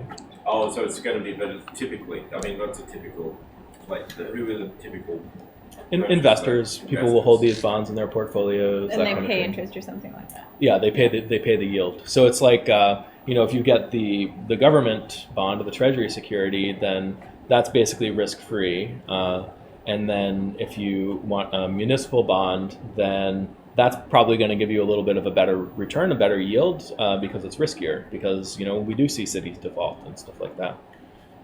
So it's basically the city gets the money, but they have to pay back the investors for that bond over time. Right. And then end up being obviously funded by probably an increase in property taxes. Right. So you might end up paying that part of it. So you might be like, wait a minute, I don't want the government to borrow all that money because then I'm going to have to pay it with my taxes. It works a little bit different at the level of the federal government, because the federal government technically doesn't have to tax in order to be able to pay back their debt. Right. They can just issue money. The Treasury is a T-note also. Is that the same thing as a Treasury bond? Yeah. So there's the Treasury securities are Treasury bills, Treasury notes, and Treasury bonds, and they just call them different things when they have different terms to maturity on them. So if it's like a year or less, then it's a T bill. If it's 2 to 10 years, then it's a T note. If it's a 15, 30-year thing, then it's a T bond. Yeah. Yeah. But they're all the same thing. It's just different maturities. Yeah. Yep. Yeah. So he's admitting that this stuff isn't easy to wrap your head around, and partly what he's doing in this part of the article is telling a story about all the work he had to put into kind of understand this stuff, because there are some people who are asking questions that are kind of like conspiracy theories about the Fed and stuff like that, and he wants to kind of nip that in the bud and show that he actually works on this stuff and has put in the effort to understand these things.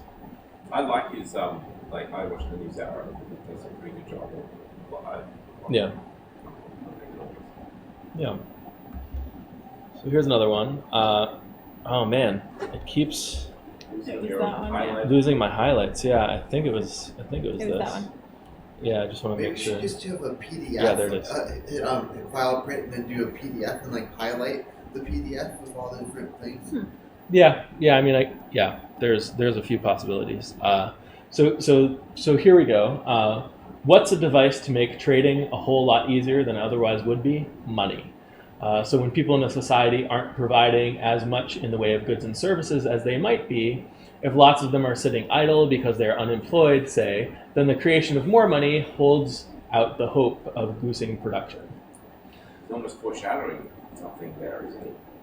Basic income. Yeah. I mean, he's going to talk more about debt. He's going to talk more about increasing the amount of borrowing and creating money that way. But it just occurs to me that that's kind of like I read this earlier, but I didn't sort of, it stands out to me now, right? Yeah, exactly.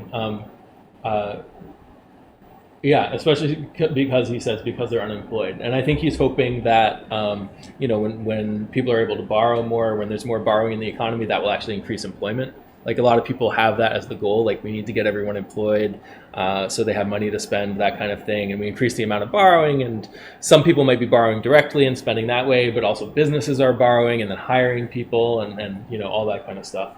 But basic income means you can have less of that. It's sort of employment is a proxy for a whole bunch of other things we want, Right. rather than just go directly, Right. We want people to have incomes. We want people to have meaning and purpose in their lives, something useful to do. And we also want labor to be allocated efficiently. But it turns out you can't get all three of those things from the labor market, at least not to the full extent possible. I counted the term, probably someone else has said it before, but I like the idea of, I think of it as unbundling the job.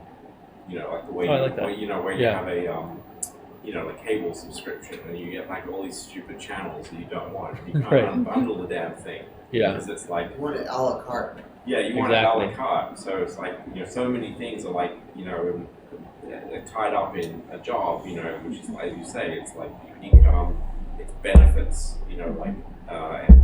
Meaning and purpose. Yeah. It's like they don't all have to come in this one package. Right. Yep.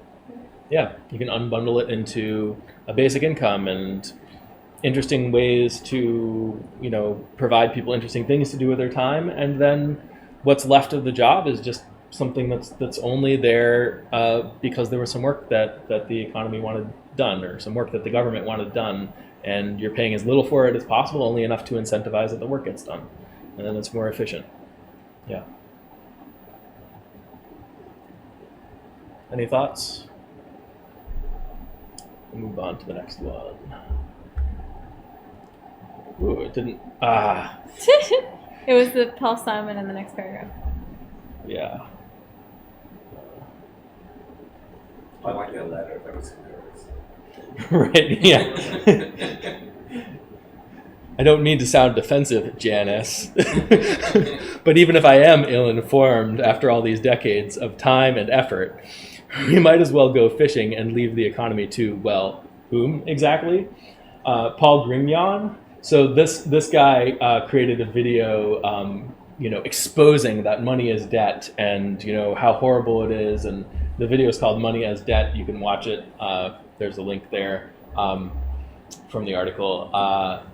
But yeah, there are all kinds of people out there who think they're revealing something about, something secret or evil about the financial system when they say money is debt, or banks create money out of thin air, or something like that. It's like nobody knows this and they're trying to keep it a secret, but it's all a big conspiracy.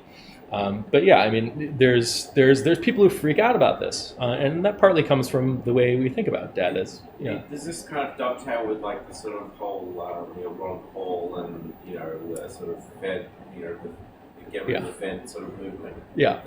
Okay. Yeah. Ron Paul thinks gold is the best money, Right. but it turns out that it's really easy to keep gold stable in terms of gold. It's not easy to keep gold stable in terms of the prices of consumer goods that matter to people. So it's not good money. The best money is the one where if there's any market force that pushes prices in some direction, you can have monetary policy that comes in and pushes it back to where it's supposed to be, or pushes back against it to keep it stable. So yeah. That's who these kind of people are. You can look them up. There's the gold bugs, and then kind of the modern extension of that is the cryptocurrency Bitcoin people, at least a lot of them. But yeah, so anyway, we'll go back to the quote. So we'll leave the economy to, well, whom exactly? Paul Grignon? His great insight, as near as I can tell, is that money is debt. True. And debt is bad. really? Debt is bad? Money is bad? Look, debt can be abused.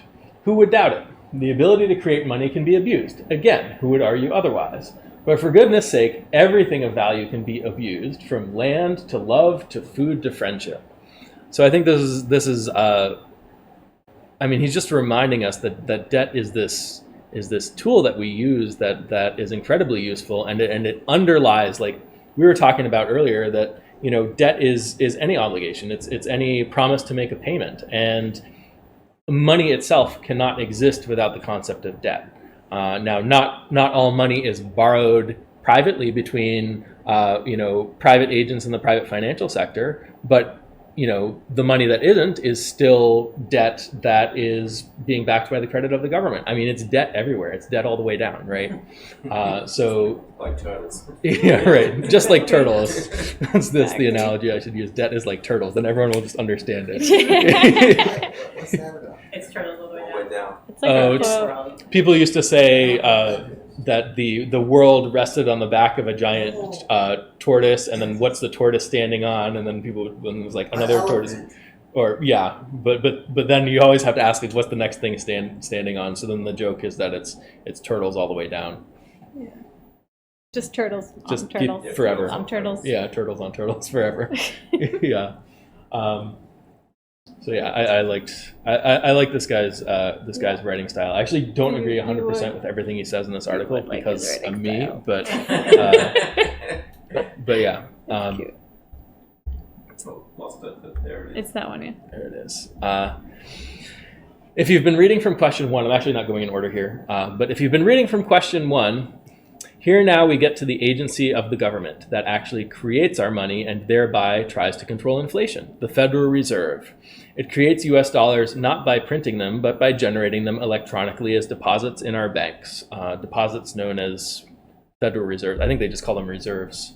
They're reserves at the Fed. I don't hear them calling it Federal Reserves.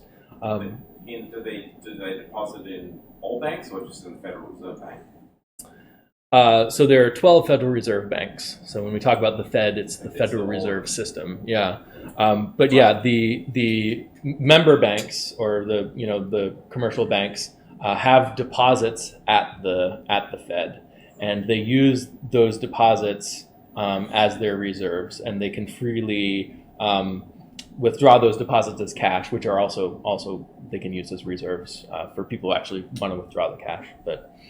The idea is that there's this cash and they don't want to hold all of it, so there's this accounting convention of saying, okay, it's reserves at the Fed and we can get our cash whenever we want.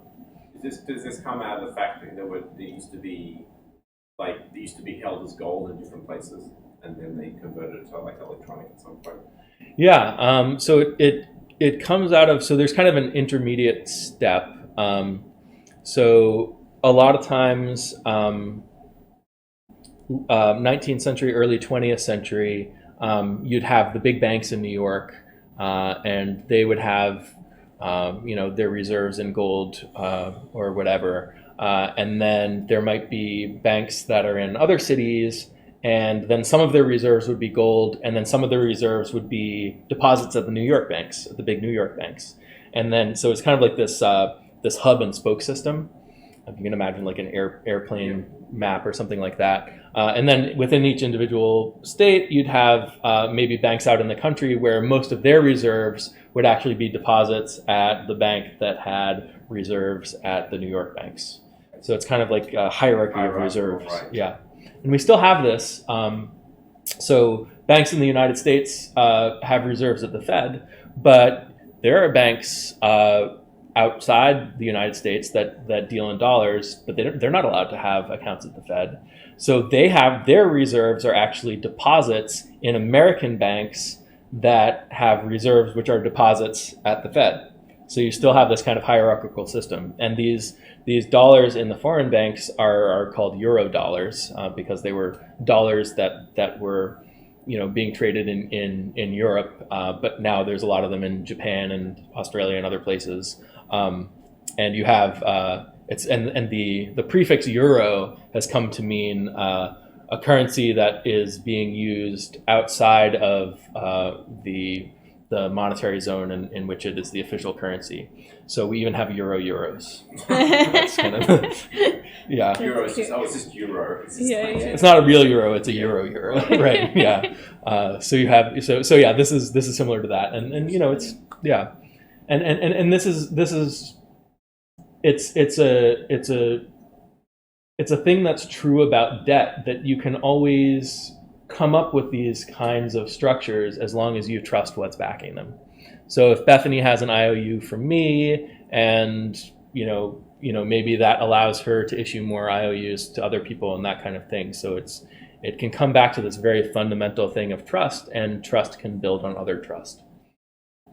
Yeah. Sort of like third-party checks, where the person who wrote a check to say to a person, and then they wrote the person wrote their name on the back of it, and then they give it out to another person. And that's how a check can circulate throughout the local economy, but it won't go outside of that economy because who knows who that person is. Well, once the check is endorsed, I guess you have to trust the endorsement on the check. But as long as the check is endorsed and you trust the endorsement, then who you're really trusting is the bank that the check is drawn on. I guess you have to trust the bank account that the check is drawn on. So yeah, otherwise it will bounce. But yeah, I mean it's the same kind of thing. You're using this check as money almost among the people who trust that check, and nothing's actually moving around in the banks. You're just passing this piece of paper that someone wrote out of a checkbook, and kind of money was created. And it's the same thing with debit cards, right? Like you go to a store and you buy something with your debit card. If the store has an account at the same bank, then no money has moved between institutions or anything like that. They just debited one account and credited another account at the bank, and it feels like you've made a payment. And I think it would be weird to say that money hasn't changed hands, but that money was something that was created as a byproduct of just the way the bank works. Yeah. How do bounce checks and things like that work exactly? So when the person receives the check and then tries to deposit it at their own bank, the two banks talk to each other. So the bank that's receiving the check will talk to the first bank and say, hey, we have a check that's drawing on account number 54. Please send us the appropriate amount of reserves from your reserves, and we'll add them to our reserves, and then you can take the money out of that account. But then if the check, the account that the check was drawn from, if that bank says, whoa, this account doesn't have enough money, we can't complete this operation, then they'll tell that first bank, and the first bank will be like, whoa, we weren't able to get the payment for the check. So that's what happens when a check is bouncing. That's what that means. Do they still get the money from the first bank? Nope. Also, No. oftentimes that if you went to overdraft and running it, the person that wrote the check will get charged. Mm-hmm. Like a bounce Right. fee or something. Right. So sometimes So a lot of times the bank that the bank whose account the check was drawn on will say, okay, other bank, we'll send you the money. And then they turn around and they say, hey, Bethany, your check bounced. We overdrafted your account. Now your account balance is negative. Plus, we're gonna charge you a fine. Yeah. So that's how it's typically handled. And then if you're in the red, like $100, then the next $100 you deposit just takes you to zero, kind of thing. Yeah, it'll bring you back up. Yep. But I mean, there's a limit to that, right? You can't just keep writing really huge checks. And if the check is ginormous, like $1 million, and you don't have any money or something like that, Fine, I'll just put $1 million. Then the bank is probably not just going to overdraft you $1 million and fine you $15 or something like that. Right. Yeah. It could almost be a loan. It's almost like it could be like Yeah. right. Yeah. They could treat it like a loan. Yeah. Okay, so we're getting toward the end. Anyone have any final thoughts? Or let's go around and get everyone's final thoughts on debt and credit. I like this discussion Okay. about debt. I like your perspective on money as debt. I feel like I learned a lot. I guess the one thing that I feel like we didn't get into is like the nuances of when you want more or less of different kinds of debt and what the different functions are. We got into some of that with like the stability of like dollars basically versus other kinds of debt, but we didn't get into like other nuances of it. That's good. I guess we covered basic income and credit pretty well.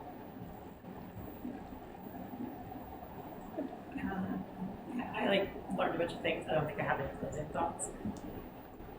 Okay.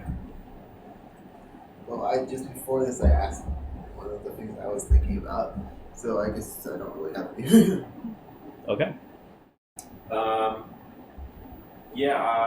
I felt like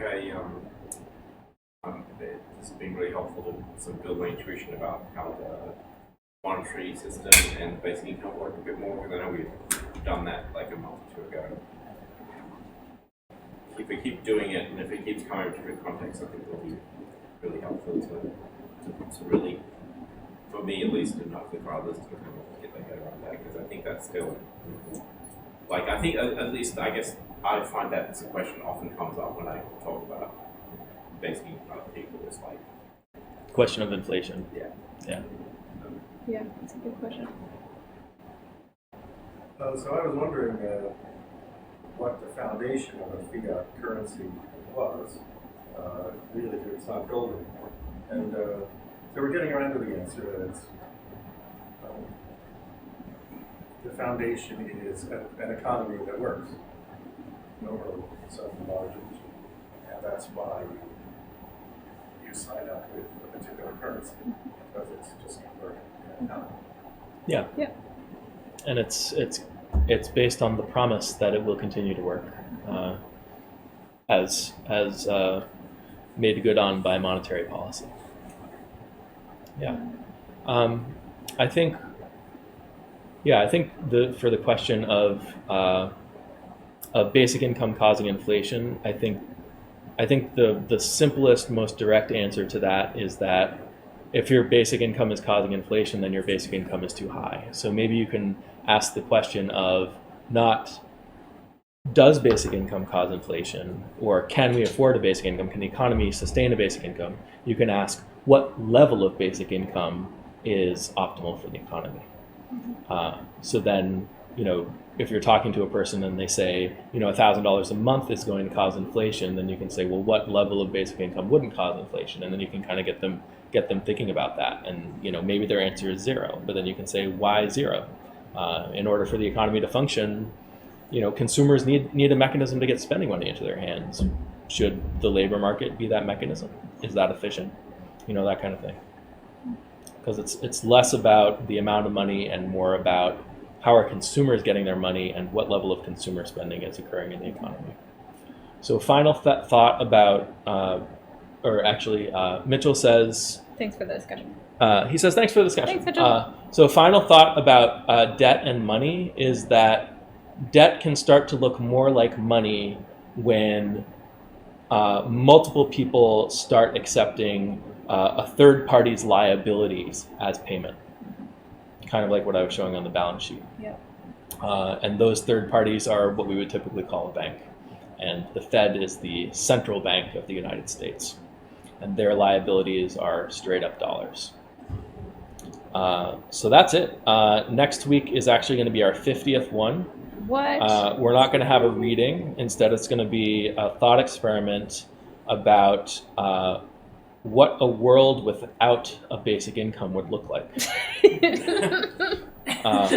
What kind of things would we have to do to accommodate for the fact that we don't have a basic income? So that's going to be next week. I see. Yeah. So let's pretend we live in a world of basic income and we're trying to get rid of it. Right. What would happen?